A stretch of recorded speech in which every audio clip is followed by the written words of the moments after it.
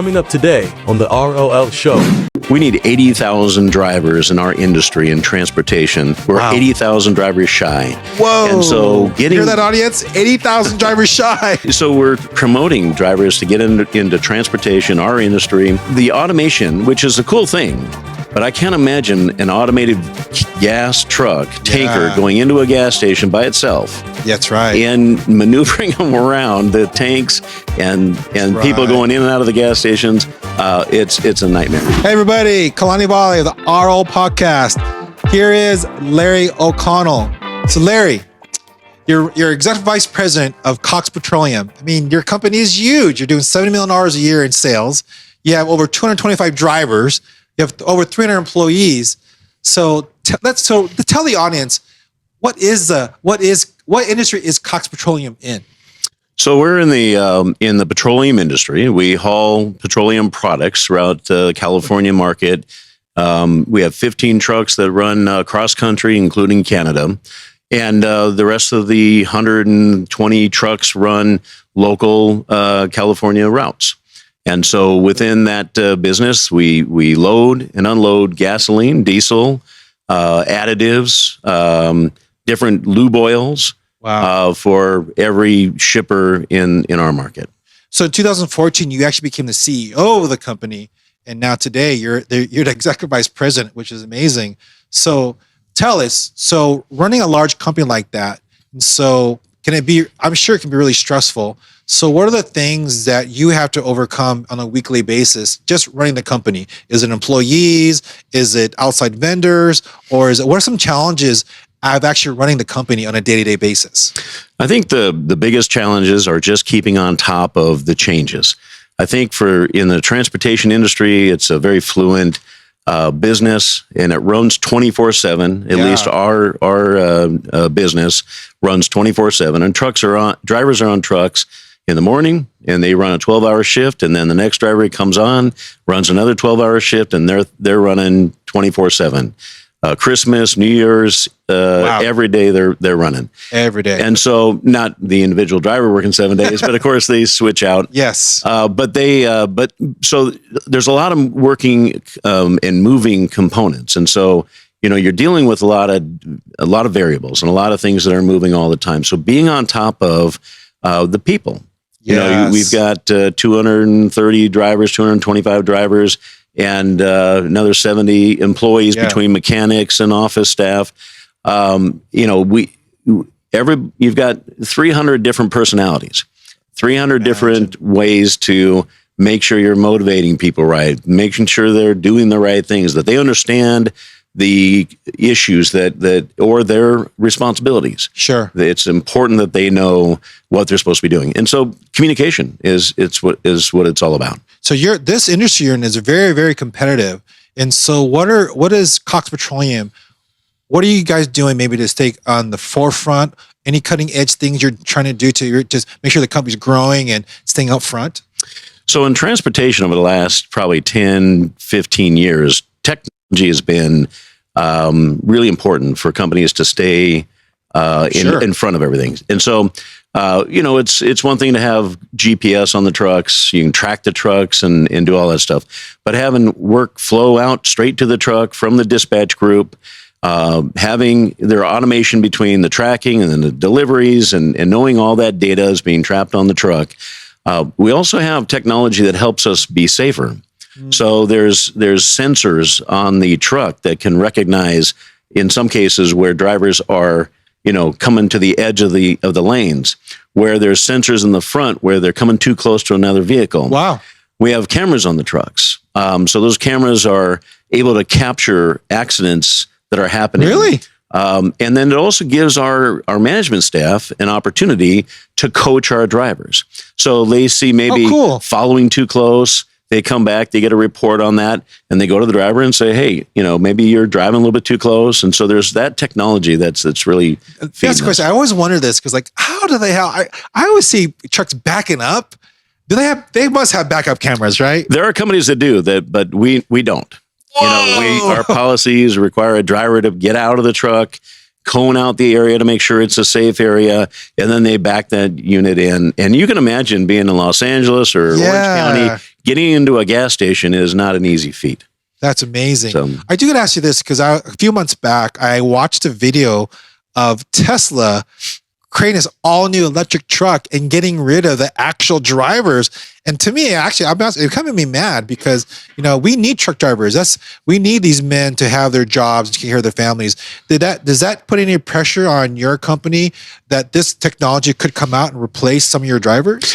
So I'm not too worried about the last leg of the deliveries on our drivers. We need 80,000 drivers in our industry in transportation. We're 80,000 drivers shy. Whoa! And so hear that, audience? 80,000 drivers shy.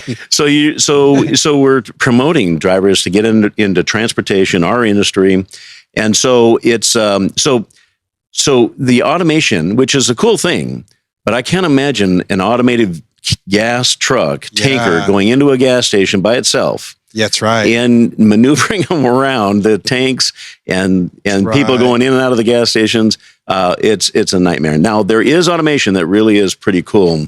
That they call it platooning, and not for our industry so much as other industries. They'll put maybe 3 trucks in a row, and the front truck has a driver in it, and the 2 behind it are able to, with the right technology, just follow along with no driver.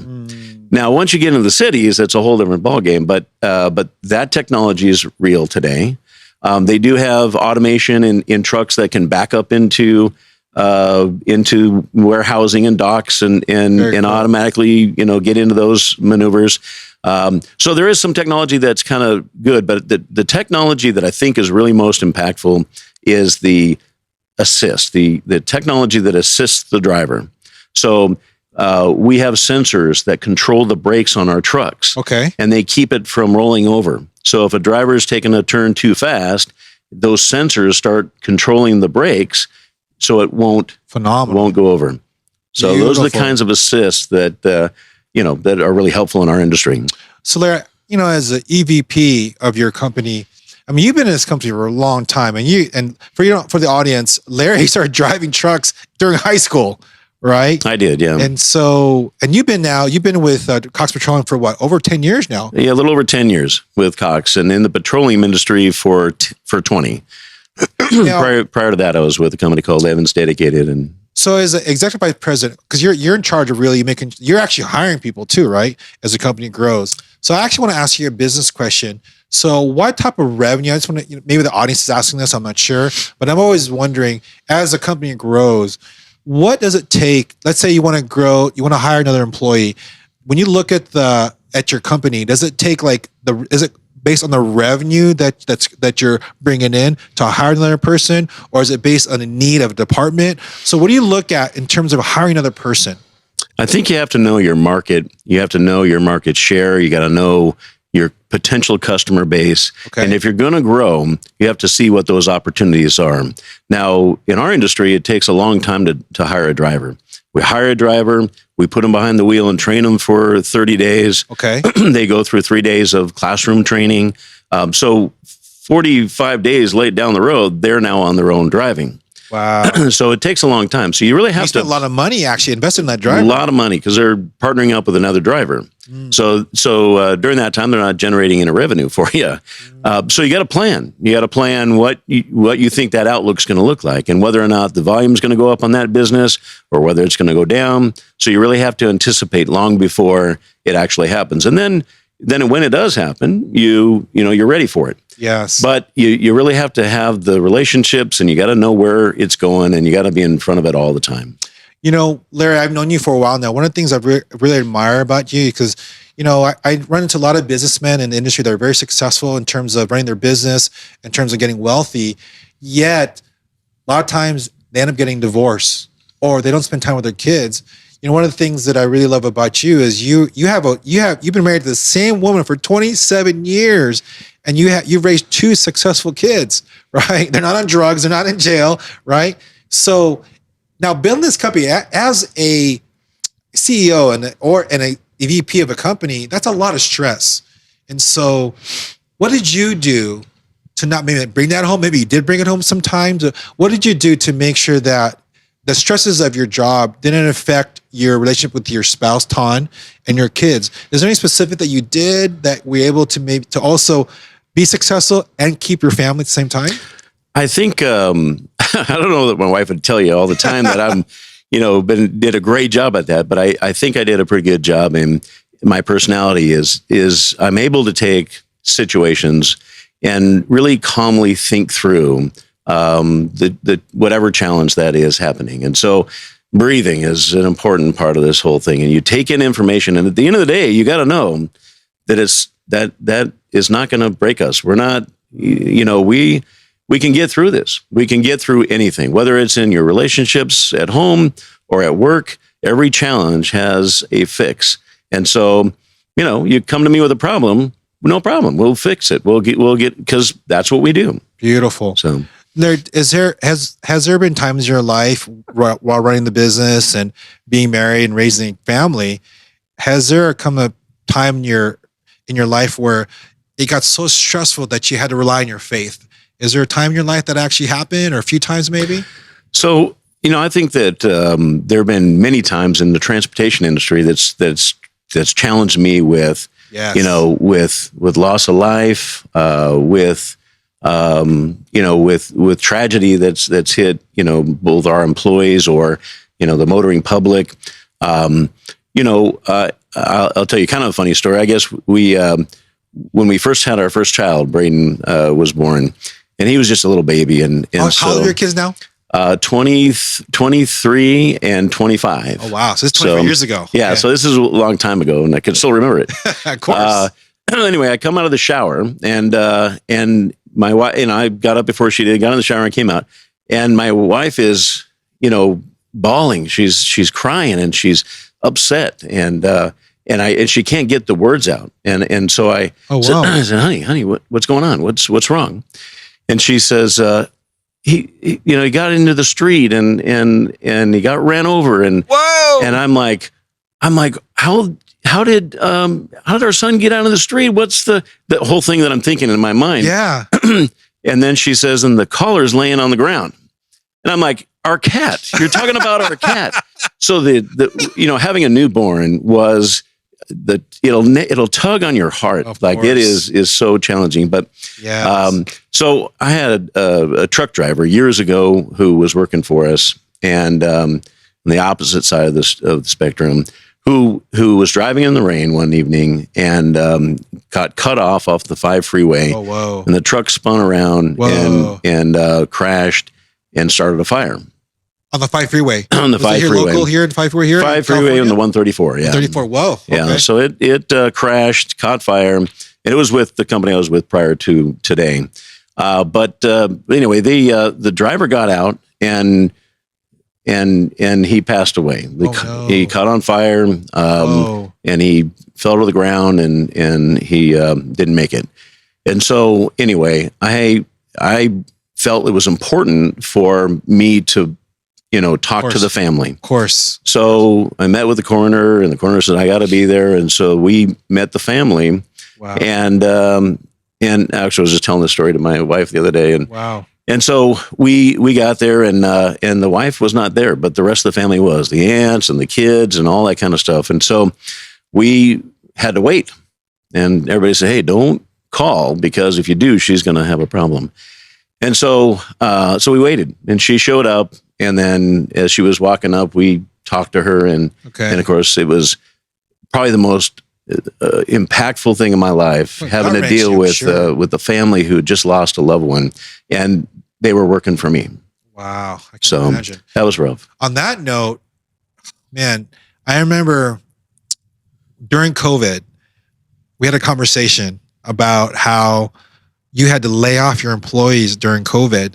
So tell the audience, what was that like? I mean, how many people did you have to lay off, and how did you tell them, and what were you going through at that time? I mean, well, so COVID was really a weird, never have ran into a situation where we were always growing as a company and building. And so during COVID, everything shut down. Nobody is driving anywhere. Nobody is burning gas. Nobody is doing what have you. So we had to look at our business. And one of the things that has made our business successful is is making quick adjustments and doing certain things. Well, we took roughly about 35 trucks and parked them against the fence. We met with 100 drivers and explained to them that when this business comes back, we'll talk to you. But we had to lay off 100 drivers. We had 350 drivers at that time, and we laid off 100 drivers. I went and closed a terminal in Sacramento, met with drivers up in Sacramento, and had to let them know what we were doing. And we had a terminal in Texas. Wow. And so I went out to Texas, and so we did a lot of reduction of our business just to stay alive. But it worked out well because we were able to kind of fine tune our business at a more manageable level. Interesting. And you took something you took something that could have destroyed you guys, but it actually worked in your favor. So talk about that.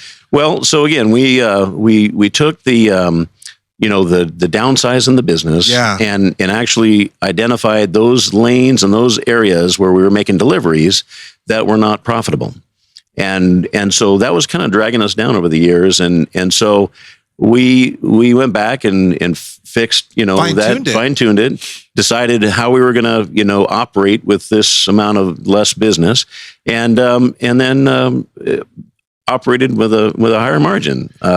So it actually worked out really well for us. So those 2 terminals that you had to close, are those two terminals back open now? No, we in Sacramento and in Texas. Now explain to the audience, what is a terminal? So currently we have 8 terminals throughout California, mostly Southern California and the Central Valley.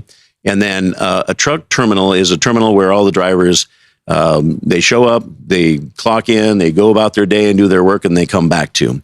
Now, that's a truck terminal. That's our driver's truck terminal. And then there are terminals where drivers go to and load up their truck. And those are owned by the refinery, by the big oil companies. And so they'll drive to a terminal owned by Chevron or Shell or one of the others. Marathon, all those guys. Yep. Yeah. And then load up and make deliveries, and then come back to our terminal and clock out. Wow. So you had 10, and 8 are still running now. Yep. Correct. Now we actually we kind of fine-tuned. Along with that fine-tuning, we took a Hesperia terminal and consolidated it down into Colton. So that worked out pretty well for it too. So we really took a hard look at all of our costs and how we were operating, and fine-tuned it to a spot where we were very comfortable during COVID. Wow. Did you also have to? You laid out some drivers. Did you also have to let go of some office staff too during that time? We did, yeah. We felt like if we were reducing down our overhead, our total volume, our overhead was supporting that additional volume. So we had to lay off a few of our staff as well. From looking at your numbers today, it looks like you hired quite a few of those back already, which is great. Yeah, we've actually hired quite a few. We're back up to about 240 drivers. Another 67 office staff, which consists of dispatchers and office billers and mechanics. We have 3 mechanic shops. Yes. So it's a good balance. So in terms of Cox Petroleum, what does Cox Petroleum look at in terms of where are they looking to go? What are you looking to do to go further and to get bigger? What are you guys looking to do? So we're looking to grow organically. We want to make sure that we're available to do additional work for companies that know our top quality service. They've come to learn that our 50 plus years of business has given us the unique opportunity to know how to do this thing and do it right. And we only haul fuel. We only haul products for the customers. We don't buy and sell fuel. Yes. We just haul it for them. So we're simply just a carrier for those customers. But we take that burden off them, and we make those deliveries. And so that's what we do. Beautiful. Now let's talk about Cox Petroleum again. Are you guys very big on recognition rewards? Are you very big on, really just recognizing a tenure there? So what do you do to really keep the morale up? What do you do to really keep the staff up? Is there anything you guys do specifically to keep that up and keep the community really tight? Yeah. So we have so many programs that invest back into the drivers, the staff, we have just had a party just a month ago in regards to our 20-year plus employees. Wow. And so we had about 15 people that have been with us for more than 20 years, and some of them up to 26 years. And so each year we do a party. They get to come if you're a 20-year plus. Your spouse or your significant other or just a guest gets to come and be part of the party. Their management team is there as well. And so the owner is there with his family. And so very family-oriented business over the last 50 years has been that way.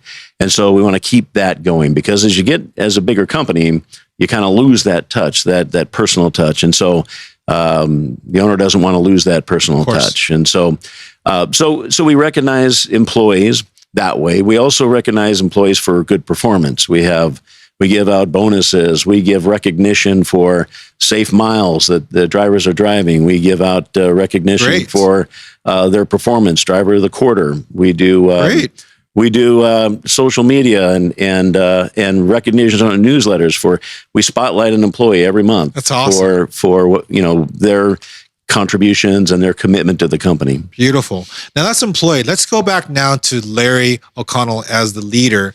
So, let's say CEO of a firm, they're doing, $5-10 million a year in gross revenue.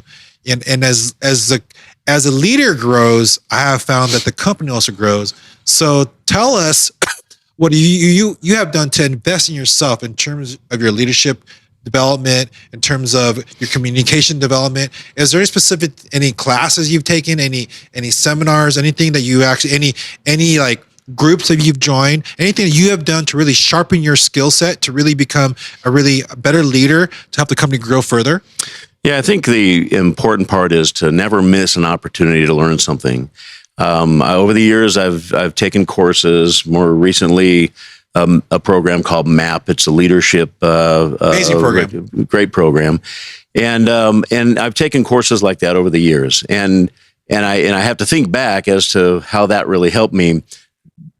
But when I don't think about that, I think about how great of a person I am and how well I did over the years.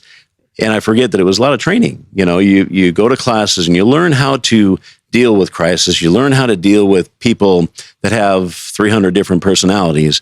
You have to realize that the most important part of dealing with people is understanding what they're saying. Okay. I think the most important thing is when you're having a dialogue, if you're going to speak, hopefully they understand what you're saying. If not, you're wasting your time. And I'm sure over this tenure that you've been with Cox Petroleum, how have you had to deal with hard employees? I'm sure you had those, right? And so is any one particular come to mind where, you had to really be delicate with a particular, employee, or just really how to manage your company through that difficult time? I think the most important part is just to try and be calm. And when you're dealing with the employee, and I can think of a handful that I won't use names, but no. But I can think of a few that you just have to use, try and get that person, unless you're trying to agitate them for some reason, to get them to say something. But for the most part, you're really trying to just bring the level of anxiety down. And so, that's been probably the most successful, is to try and keep calm and try and, at the end of the day, again, it's a job when you're working. So, it's a livelihood for both you and the other person. But at the end of the day, you're trying to help that person out, because really the goal is to keep people employed. Sure. You want to keep them on the payroll. So if you can figure out how to fix them or help them recognize what they can do differently, then that's really the goal behind it. Larry, talk about, as a leader, I found some of the best leaders are the ones that really can recognize talent, but also delegate. The best leaders are someone that can delegate really well. Talk to me about your leadership team at Cox Petroleum.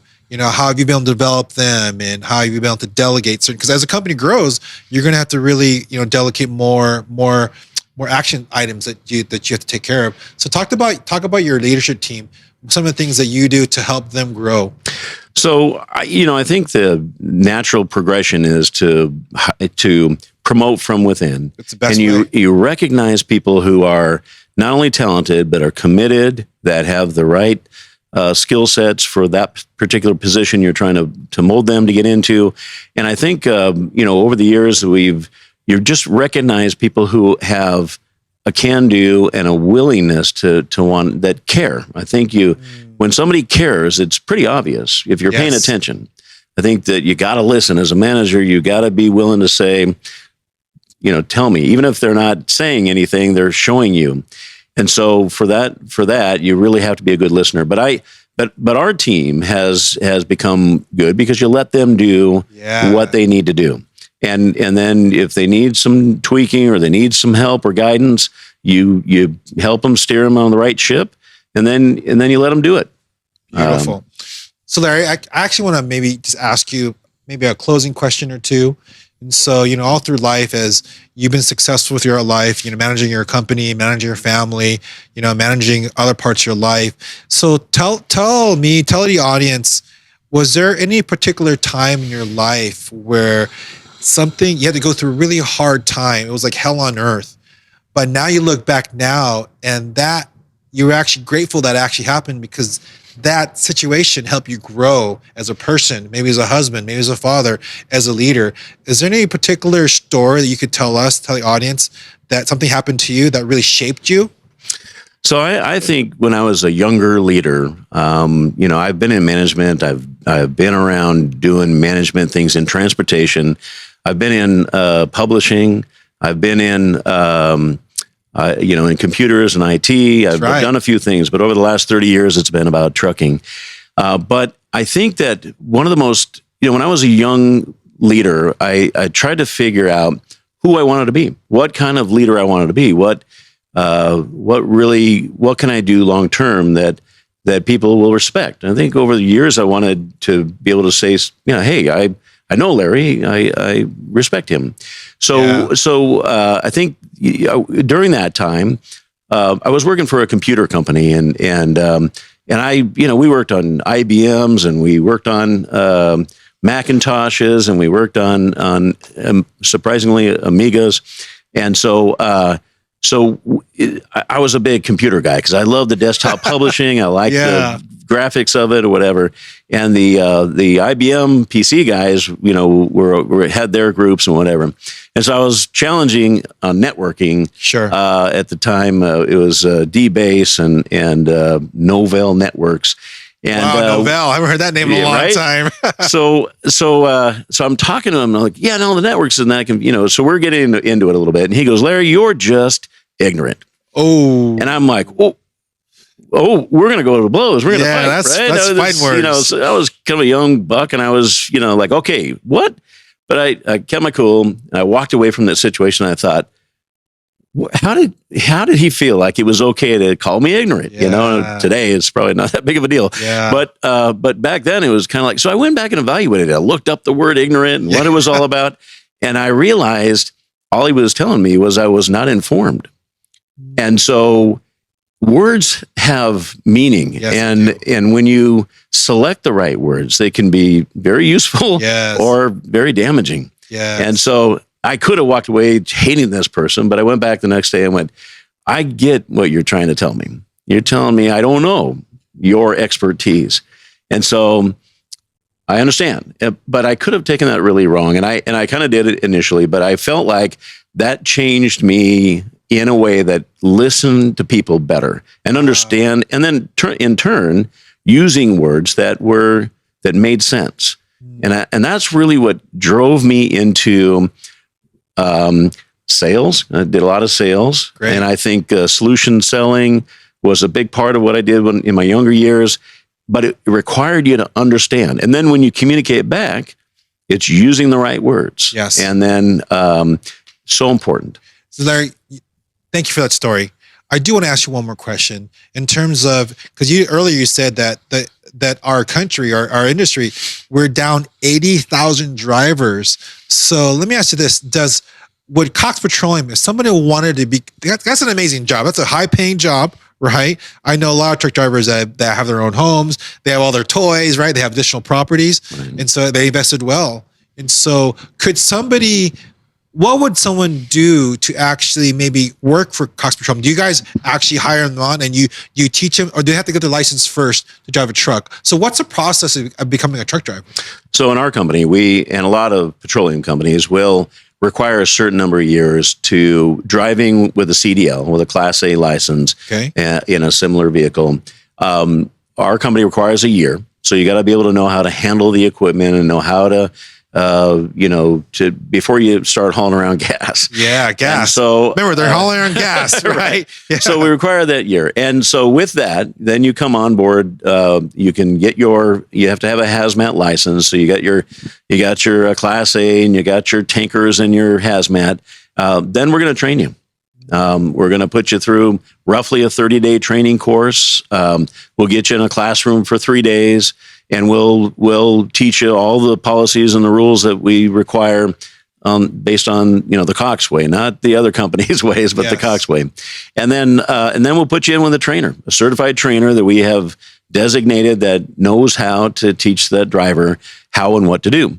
And so 30 days, they're behind the wheel with another driver. 2 or 3 days, they're just kind of following along, watching, and then the rest of the time they're doing, and the trainer is guiding. And after that 30 days, one of our safety specialists will then do a final ride along. And that final ride along will be a ride off. And we've had drivers that don't make that final ride along. Maybe we'll retrain them a little bit more, or we'll say this just isn't the job for you. Beautiful. So so we really take this. It's one of the things I love about petroleum in our industry in trucking is it's a higher level of commitment. So you get a driver hauling around pillows, different story than hauling around gasoline. Yeah. So it's the commitment that they make to the job. Their family has to make those commitments too. That's right. When we have barbecues and bring the families in, we talk about those families. How appreciative we are of those families, the wife, the kids, to the driver who needs the rest, needs the downtime. And so it's really a commitment it's a higher level commitment in the trucking industry. Beautiful. Larry, I want to thank you so much for coming here today. And I'm super excited. I actually want to bring Larry back when his company is 100 million, because from what his leadership skills, I'm sure that's not going to be too far off. So Larry, I want to thank you. He's a wonderful husband to his beautiful wife, Ton. Amazing husband, but also an incredible leader. So Larry, I want to thank you for being here and helping our audience, and really getting to the next level. So I want to thank you. But I hope you come back. When you 100 million, please come back. I will. We want to see the progress and what you did to get there. Well, I appreciate you having me on and giving it a chance to share, what we're doing and how we succeed and the things that I've done. I just want to appreciate you having me on. Thank you so much, Larry. Yep. Thank you, guys. ROL. Take care. Thanks for listening to the ROL Show.